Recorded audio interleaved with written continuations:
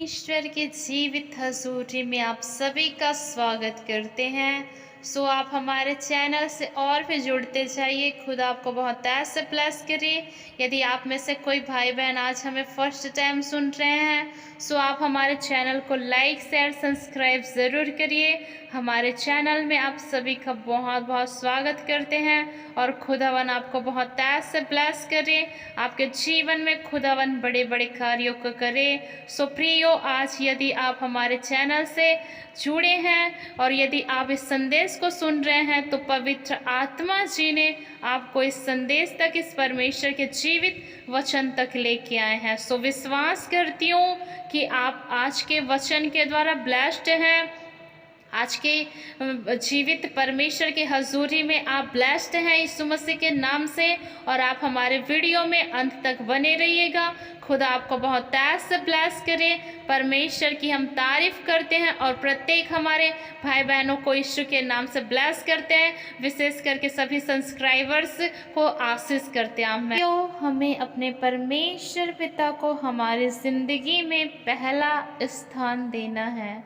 हमारे जीवन में परमेश्वर को पहला स्थानों पर रखना है, ताकि परमेश्वर को हम जब पहला स्थान दें, परमेश्वर के वचन को जब हम अपनी ज़िंदगी में पहला स्थान दें, तो परमेश्वर का जीवित वचन हमारी ज़िंदगियों में बड़े बड़े कार्यों को करेगा। मैं आशा करती हूँ कि आप आज के संदेश को और आप अपने हृदय को परमेश्वर के वचन के लिए खोलेंगे और आप परमेश्वर के वचन को अपने हृदय में बसने देंगे, ताकि हमारे ज़िंदगी में जो पवित्र आत्मा है वो कार्य कर सके। मैं आशा करती हूँ प्रियो कि आज की मीटिंग में, आज के परमेश्वर के जीवित हजूरी में परमेश्वर के वचन को पहला स्थान देते हुए आप सभी प्रिय भाई बहन जो है कि वीडियो के लास्ट तक बने रहेंगे, ऐसा मैं विश्वास करती हूँ। आइए आज के वचन को हम स्टार्ट करते हैं। आज के वचन को हम परमेश्वर के जीवित हजूरी में, खुदावन के पहला स्थानों में परमेश्वर को वचनों को रखते हुए आज के वचन को हम जो है कि सीखेंगे। Praise the Lord. जो है कि पहला जो उद्धार होता है आत्मा का, प्राण का, फिर शरीर का उद्धार होता है। ठीक है, तो आज का मेरा विषय है उद्धार पाने के विषय में।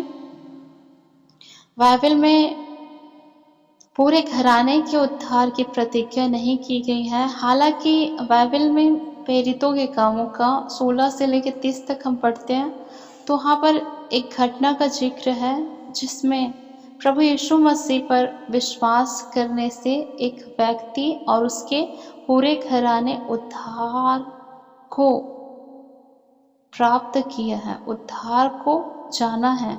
पूरे घराने उद्धार को जाना और उद्धार को वहाँ पे प्राप्त किए हैं, है ना, उनका उद्धार हो जाता है। बाइबल मुताबिक हम जब देखते हैं, उद्धार परमेश्वर का एक महान कार्य है जो परमेश्वर केवल मनुष्यों के लिए करते हैं, है ना। उद्धार परमेश्वर के एक बहुत ही महत्वपूर्ण कार्य है जिसमें पापों की क्षमा होती है, एक व्यक्ति की पापों की क्षमा होती है और विश्वास करने वाले पापियों को अनंत जीवन दिया जाता है। देखो, जब एक व्यक्ति पापों को मान करके मन को फिराता है, तो वो अनंत जीवन के लिए क्या होता है, तैयार होता है, क्योंकि कोई भी पापी स्वर्ग के अधिकारी नहीं हो सकते हैं। ठीक है ना।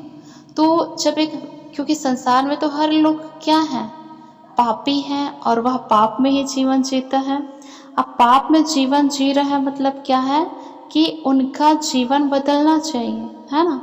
तो जब एक व्यक्ति पापों को मान लेता है, अपने गुनाहों को मान लेता है, तो जब उसके पाप क्षमा हो जाता है, तो वो पापी व्यक्ति अनंत जीवन के लिए तैयार होता है। अनंत जीवन परमेश्वर को दिया जाता है, परमेश्वर के द्वारा दिया जाता है। ठीक है ना। यहाँ पर हम पढ़ेंगे प्रेरितों के काम 16 का 30 को पढ़ेंगे, 30 से 31 को। देखो क्या लिखा है। हे सज्जनों, उद्धार पाने के लिए मैं क्या करूं? उन्होंने कहा, प्रभु यीशु मसीह पर विश्वास करो तो तुम और तुम्हारा घराना उद्धार पाएगा। ठीक है, यहाँ पर हम इसको स्टॉप करते हैं। ओके, ठीक है। मैंने अभी आपको क्या बताना चाहती हूँ कि यहाँ पर उद्धार के विषय में बातें होती है।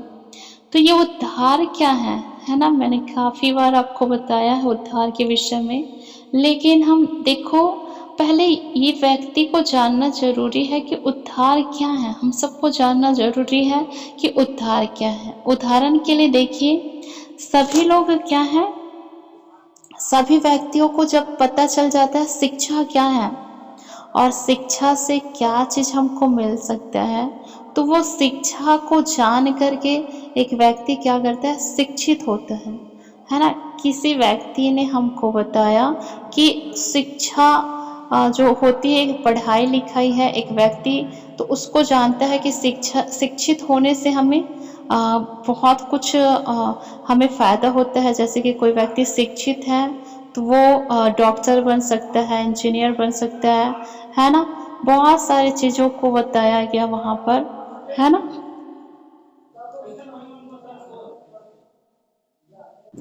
तो यहाँ पर देखते हैं, जैसे एक व्यक्ति को पता चल गया कि शिक्षा क्या है, तो जब उसको पता चल गया शिक्षा क्या है तो व्यक्ति शिक्षित होना चाहेगा ना, कि शिक्षा के द्वारा उन्हें बहुत सारे जो है सफलता मिलते हैं, एक फ़ायदा होता है, एक अच्छा कार्य है। शिक्षा जो है, आप अपने बच्चों को बताते हो कि माता पिता जैसे शिक्षित है, बच्चों को भी शिक्षित होना चाहिए, क्योंकि हर एक क्षेत्रों में शिक्षित होना बहुत ज़रूरी है। बल्कि तो आपने शिक्षा के फायदे को जाना, जो व्यक्ति शिक्षित होता है उसके आप कार्यों को जाने, उसके फायदों को जाना, तब आपने क्या करना स्टार्ट कर दिया कि हमें शिक्षित होना है।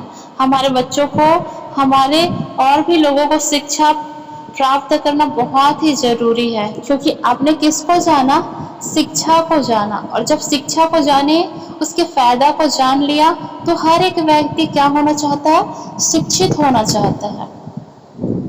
हालेलुया।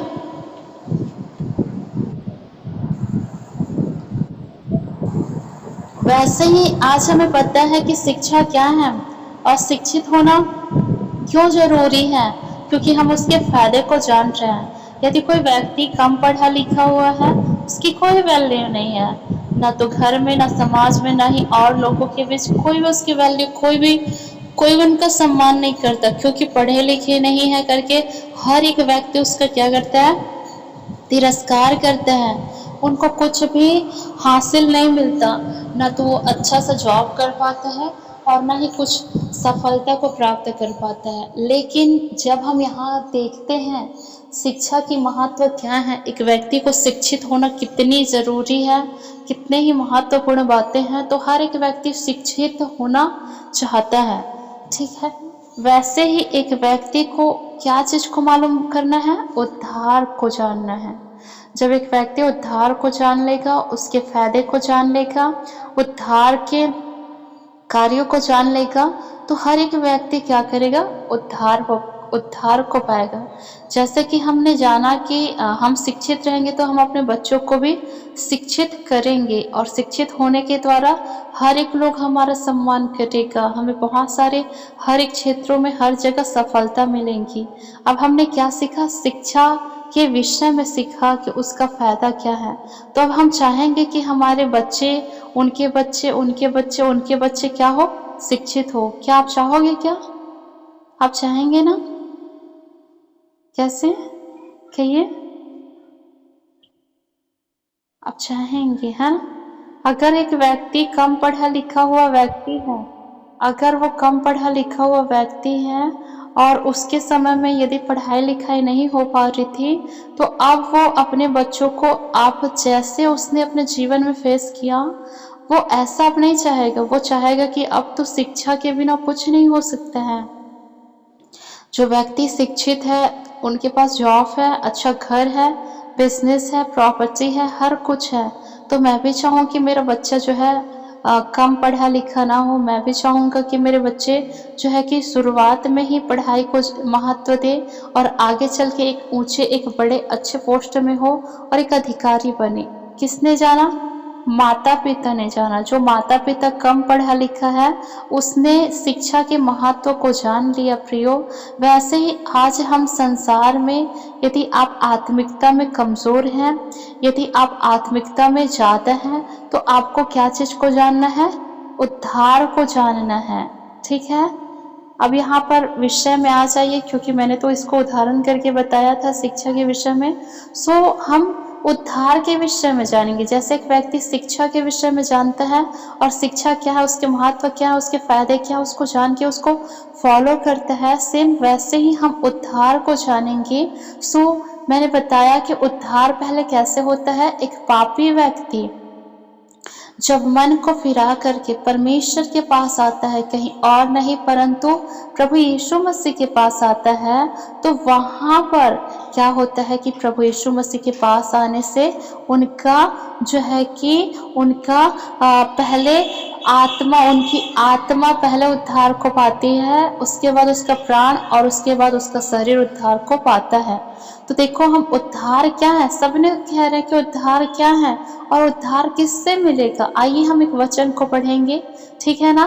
देखो क्या लिखा है प्रेरितों के काम में, जब हम 4:12 को पढ़ेंगे, प्रेरितों के काम का 4:12, तो यहाँ पर लिखा है किसी दूसरे के द्वारा उद्धार नहीं, क्योंकि स्वर्ग के नीचे मनुष्यों में और कोई दूसरा नाम नहीं दिया गया जिसके द्वारा हम उद्धार पा सकें।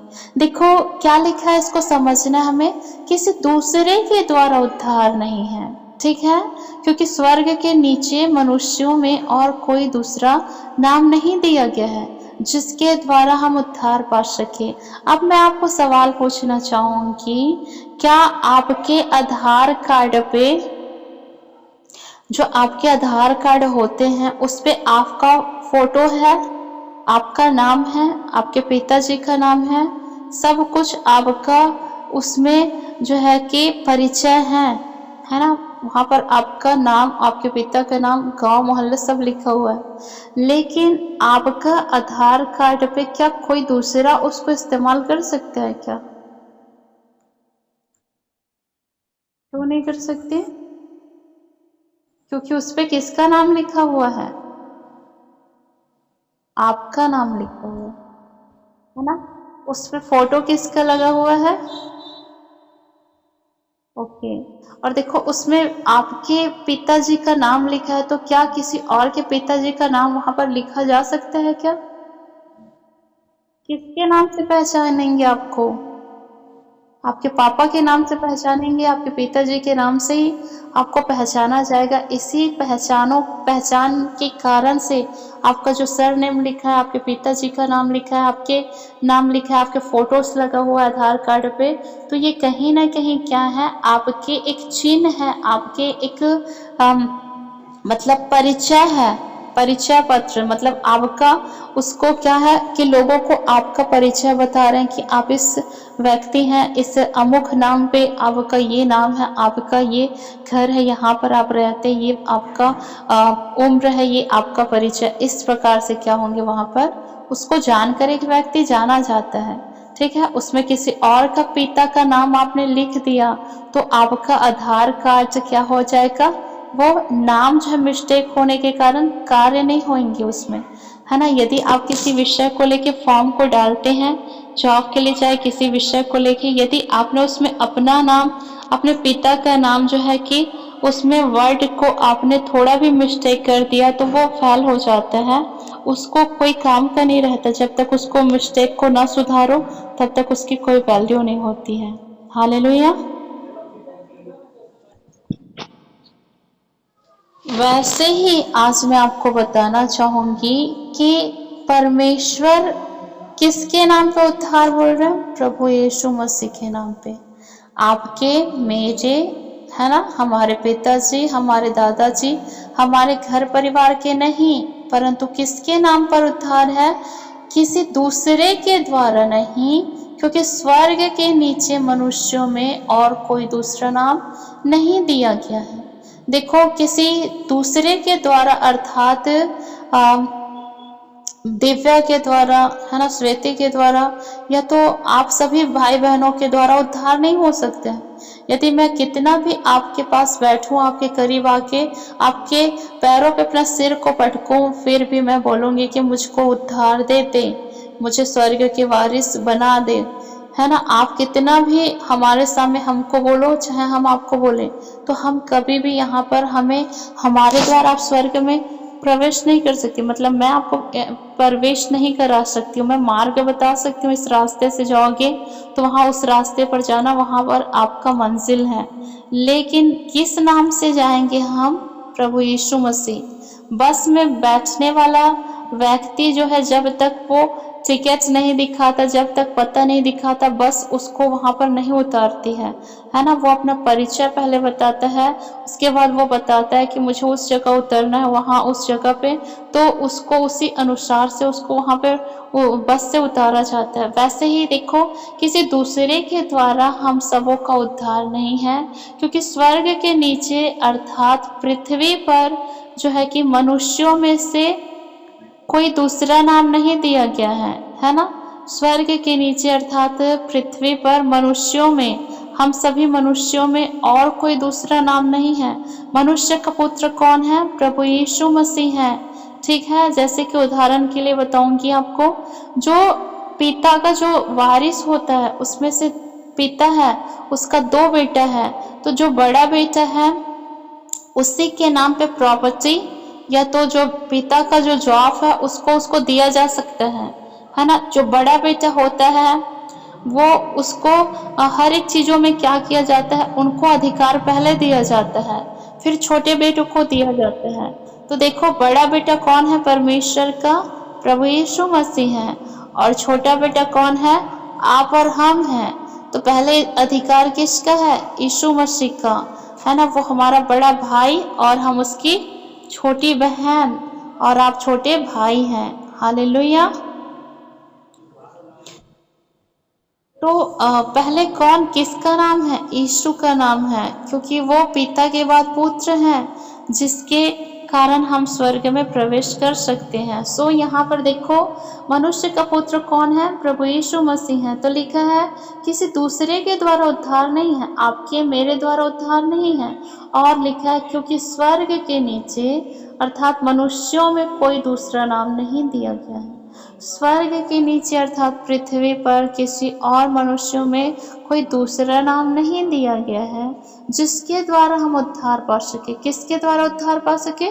किसी मनुष्य के द्वारा हम उद्धार नहीं पा सकते हैं। केवल हम किसके द्वारा उद्धार पा सकते हैं? प्रभु यीशु मसीह के द्वारा उद्धार पा सकते हैं। एक वचन हम और देखेंगे। हम पहले चीज हमने क्या सीखा यहाँ पे, कि हम यीशु मसीह के द्वारा उद्धार पा सकते हैं। ठीक है ना। सो यहाँ पर एक वचन हम और देखेंगे, यूहन्ना की पुस्तक 5:24 को। यहाँ पर क्या लिखा है? मैं तुमसे सच सच कहता हूँ, जो कोई मेरा वचन सुनकर मेरे भेजने वाले की प्रतीति करता है, अनंत जीवन उसका है, और उस पर दंड की आज्ञा नहीं होती, परंतु वह मृत्यु से पार होकर अनंत जीवन में प्रवेश कर चुका है। देखो क्या लिखा है, यीशु मसीह कह रहा है, लोगों को बता रहा है कि मैं तुमसे सच सच कहता हूँ, जो कोई मेरे वचन के ऊपर, है ना, मेरे वचन सुनकर मेरे भेजने वाले की ऊपर विश्वास करता है, प्रतीति का अर्थ होता है विश्वास करता है, अनंत जीवन उसका है। परमेश्वर का वचन। देखो, अगर मैं आपको किसी विषय को बताती हूँ, अगर आप मेरी बातों के ऊपर विश्वास करते हो कि बहन जो कह रही है वो सही है, तो मेरी बातों को सुनकर आपने क्या किया? विश्वास किया, प्रतीति किया, और वहां पर मेरे द्वारा आपने विश्वास को सुनकर के क्या किया? और यकीन करने के द्वारा आपने उन चीजों को प्राप्त कर लिया। तो यहाँ पर यीशु मसीह कह रहा है कि मुझ पर यकीन करो और मेरे वचनों के ऊपर यकीन करो और मेरे भेजने वाले के ऊपर क्या करो? तुम विश्वास करो। किसके ऊपर विश्वास करना है? हमारे भेजने वाले परमेश्वर के ऊपर। यीशु को जिसने भेजा है उनके ऊपर हमको क्या करना है?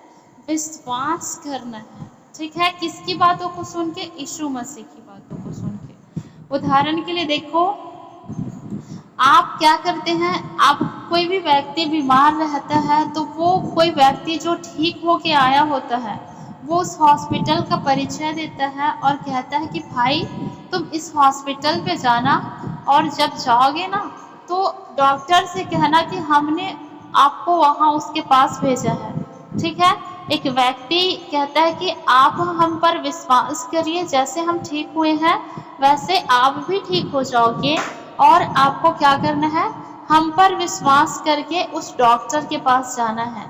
एक मरीज व्यक्ति क्या करता है, उस व्यक्ति के ऊपर विश्वास करके सच में वह जाता है उसी डॉक्टर के पास और ट्रीटमेंट कराता है और वह चंगा हो जाता है, वह ठीक हो जाता है। वह ठीक कैसे हुआ? वह ठीक कैसे हुआ? क्योंकि उसने किस पर विश्वास किया? उस भेजने वाले व्यक्ति के ऊपर विश्वास किया।